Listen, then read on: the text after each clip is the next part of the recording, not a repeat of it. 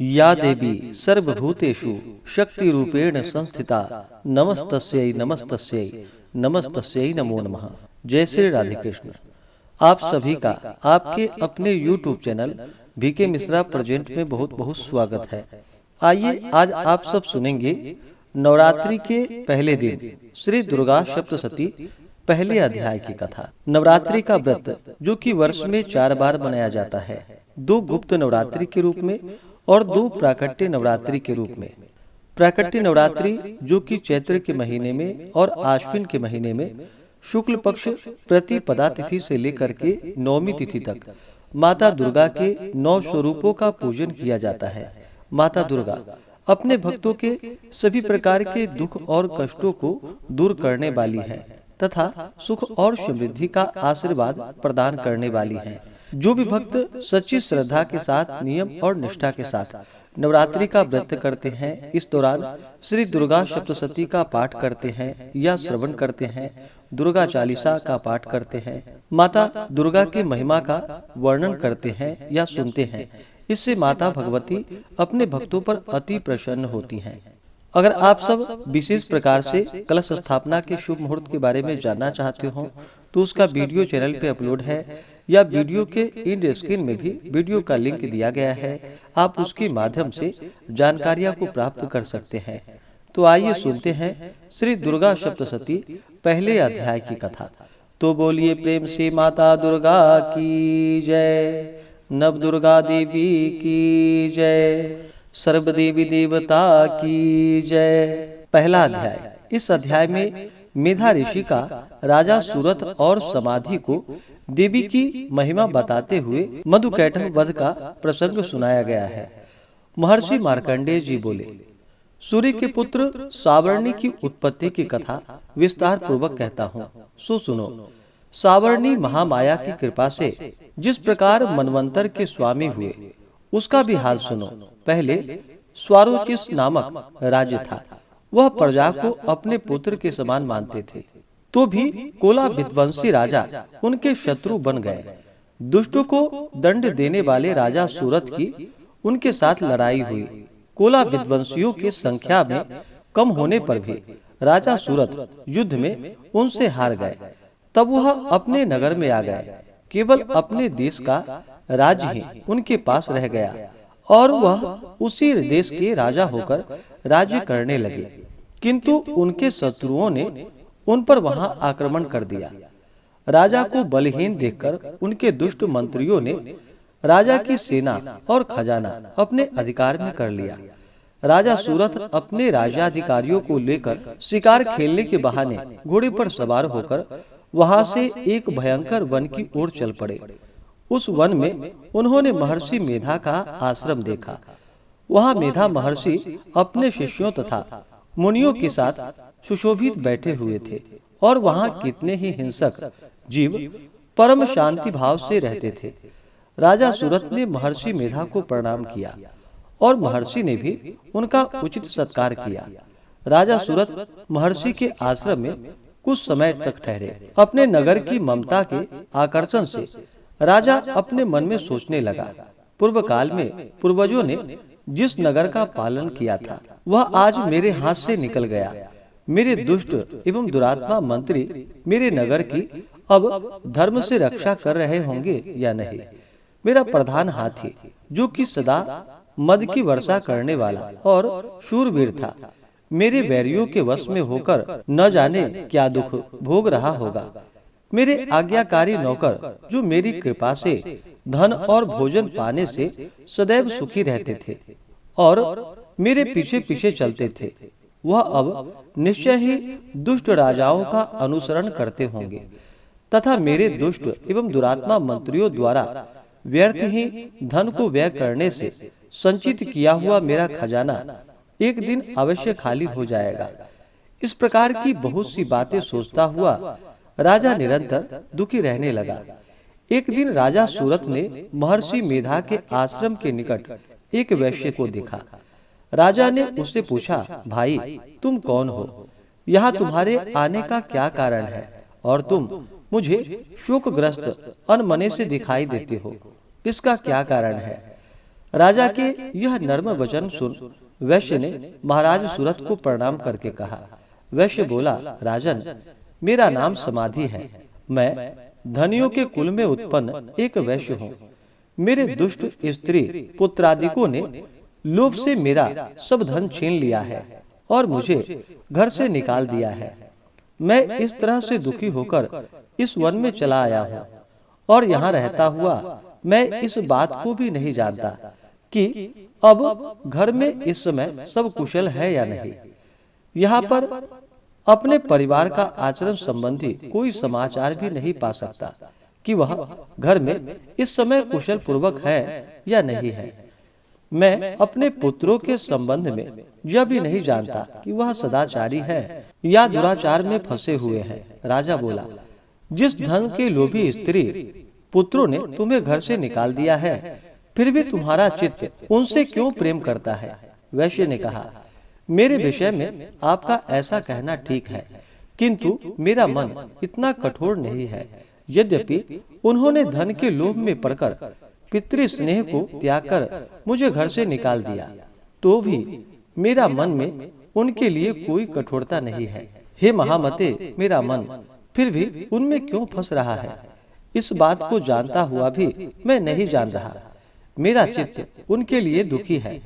मैं उनके लिए लंबी लंबी सांस ले रहा हूँ। उन लोगों में प्रेम नहीं है, फिर भी ऐसा निस्नेहियों के लिए मेरा हृदय कठोर नहीं होता।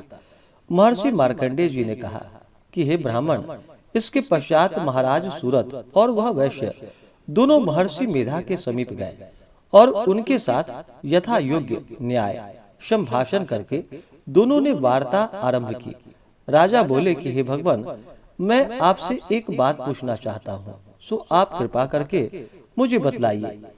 मेरा मन अधीर नहीं है, इससे मैं बहुत दुखी हूँ। राज्य धनादि की चिंता अभी तक मुझे बनी हुई है और मेरी यह ममता अज्ञानियों की तरह बढ़ती जा रही है। और यह समाधि नामक वैश्य भी अपने घर से अपमानित होकर आया है। इसके स्वजनों ने भी इसे त्याग दिया है। स्वजनों से त्यागा हुआ भी यह उनसे हार्दिक प्रेम करता है। इस तरह हम दोनों ही दुखी हैं। हे महाभाग, उन लोगों के अवगुणों को देखकर भी हम दोनों के मन में उनके लिए ममता जनित आकर्षण उत्पन्न हो रहा है। हमारे ज्ञान रहते हुए भी ऐसा क्यों है? अज्ञानी मनुष्यों की तरह हम दोनों में यह मूर्खता क्यों है? महर्षि मेधा ने कहा, विषम मार्ग का ज्ञान सब जंतुओं को है। सबों के लिए विषय पृथक पृथक होते हैं। कुछ प्राणी दिन में नहीं देखते और कुछ रात को, परंतु कई जीव ऐसे हैं जो दिन तथा रात दोनों में देख सकते हैं। यह सत्य है कि मनुष्यों में ज्ञान प्रधान है, किंतु केवल मनुष्य ही ज्ञानी नहीं होता। पशु पक्षी आदि भी ज्ञान रखते हैं। जैसे यह पशु पक्षी ज्ञानी है, वैसे ही मनुष्यों का ज्ञान है, और जो ज्ञान मनुष्यों में वैसे ही पशु पक्षियों में है तथा अन्य बातें भी दोनों में एक जैसे ही पाई जाती है।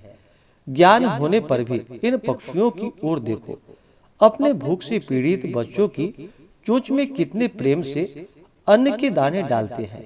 हे राजन, ऐसा ही प्रेम मनुष्यों में अपनी संतान के प्रति भी पाया जाता है। लोभ के कारण अपने उपकार का बदला पाने के लिए मनुष्य पुत्रों की इच्छा करते हैं और इस प्रकार मोह के गड्ढे में गिरा करते हैं। भगवान श्री हरि की जो माया है, उसी से यह संसार मोहित हो रहा है। इसमें आश्चर्य की कोई बात नहीं है, क्योंकि वह भगवान विष्णु की योग निद्रा है। यह माया ही तो है जिसके कारण संसार मोह में जकड़ा हुआ है। यही महामाया भगवती देवी ज्ञानियों के चित्त को बलपूर्वक खींचकर मुंह में डाल देती है और उसी के द्वारा संपूर्ण जगत की उत्पत्ति होती है। यही भगवती देवी प्रसन्न होकर मनुष्य को मुक्ति प्रदान करती है। यही संसार के बंधन का कारण है तथा संपूर्ण ईश्वरों की भी स्वामिनी है। महाराज सूरत ने पूछा, भगवान, वह देवी कौन सी है जिसको आप महामाया कहते हैं? हे ब्राह्मण, वह कैसे उत्पन्न हुई और उसका कार्य क्या है? उसके चरित्र कौन कौन से हैं? प्रभु, उसका जैसा प्रभाव हो जैसा स्वरूप हो वह सब कृपा कर मुझसे कहिए, मैं आपसे सुनना चाहता हूँ। महर्षि मेधा बोले कि हे राजन, वह देवी तो नित्य स्वरूपा है, उनके द्वारा यह संसार रचा गया है, तब भी उसकी उत्पत्ति अनेक प्रकार से होती है। वह सब आप मुझसे सुनो। वह देवताओं का कार्य सिद्ध करने के लिए प्रकट होती हैं। उस समय वह उत्पन्न हुई कहलाती है। संसार को जलमय करके जब भगवान विष्णु युग निद्रा का आश्रय लेकर शेष शैया पर सो रहे थे, तब मधु कैटभ नाम के दो असुर उनके कानों के मैल से प्रकट हुए और वह श्री ब्रह्मा जी को मारने के लिए तैयार हो गए। श्री ब्रह्मा जी ने जब उन दोनों को अपनी ओर आते देखा और यह भी देखा कि भगवान विष्णु युग निद्रा का आश्रय लेकर सो रहे हैं, तो वह उस समय श्री भगवान को जगाने के लिए उनके नेत्रों में निवास करने वाली युग निद्रा की स्तुति करने लगे। श्री ब्रह्मा जी ने कहा कि हे देवी, तुम ही स्वाहा, तुम ही स्वधा और तुम ही वशटकार हो। स्वर भी तुम्हारा ही स्वरूप है, तुम ही जीवन देने वाली सुधा हो। नित्य अक्षर प्रणव में अकार, उकार, मकार, इन तीनों में माताओं के रूप में तुम ही स्थित हो। इसके अतिरिक्त जो बिंद पथ अर्धमात्रा है, जिसका के विशेष रूप से उच्चारण नहीं किया जाता है, हे देवी, वह भी तुम ही हो। हे देवी, संध्या, सावित्री तथा परम जननी तुम ही हो। तुम इस विश्व को धारण करने वाली हो। तुमने ही इस जगत की रचना की है और तुम ही इस जगत का पालन करने वाली हो। तुम ही कल्प के अंत में सबको भक्षण करने वाली हो। हे देवी, जगत की उत्पत्ति के समय तुम सृष्टि रूपा होती हो, पालन काल में स्थित रूपा हो और कल्प के अंत में संहार रूप धारण कर लेती हो। तुम ही महाविद्या, महामाया, महामेधा, महारात्रि और मोहरात्रि हो। श्री ईश्वरी और बोध स्वरूपा बुद्धि भी तुम ही हो। लज्जा, पुष्टि, तुष्टि, शांति और क्षमा तुम ही हो। तुम खड्ग धारणी, शूल धारणी, घोर रूपा तथा गदा, चक्र, शंख और धनुष को धारण करने वाली हो। बाण, भुसुंडी और परिध भी, यह भी तुम्हारे ही अस्त्र हैं। तुम सौम्य और सौम्यतर हो। यही नहीं, बल्कि जितने भी सौम्य तथा सुंदर वस्तुएं इस संसार में हैं, उन सबसे बढ़कर सुंदर तुम हो। पर और अपर, सबसे पर रहने वाली सुंदर तुम ही हो। हे सर्वस्वरूपे देवी, जो भी असत पदार्थ है और उनमें जो शक्ति है, वह भी तुम ही हो।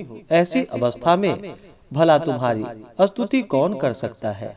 इस संसार की सृष्टि, पालन और संहार करने वाले जो भगवान हैं, उनको भी जब तुमने निद्रा के वशीभूत कर दिया है, तो फिर तुम्हारी स्तुति कौन कर सकता है। मुझे भगवान विष्णु तथा भगवान शंकर को शरीर धारण कराने वाली तुम ही हो। तुम्हारी स्तुति करने की शक्ति किसमें है। हे देवी, तुम तो अपने इन उदार प्रभावों के कारण ही प्रशंसनीय हो। मधु और कैटभ जो भयंकर असुर हैं, उन्हें मोह में डाल दो और श्री हरि भगवान विष्णु को भी जल्दी जगा दो और उनमें इसको मार डालने की बुद्धि भी उत्पन्न कर दो। महर्षि मेधा बोले, हे राजन, जब श्री ब्रह्मा जी ने देवी से इस प्रकार स्तुति करके भगवान को जगाने तथा मधु और कैटभ को मारने के लिए कहा, तो वह भगवान श्री विष्णु के नेत्र, मुख, नासिका, बाहु, हृदय और वक्ष स्थल से निकलकर ब्रह्मा जी के सामने खड़ी हो गई।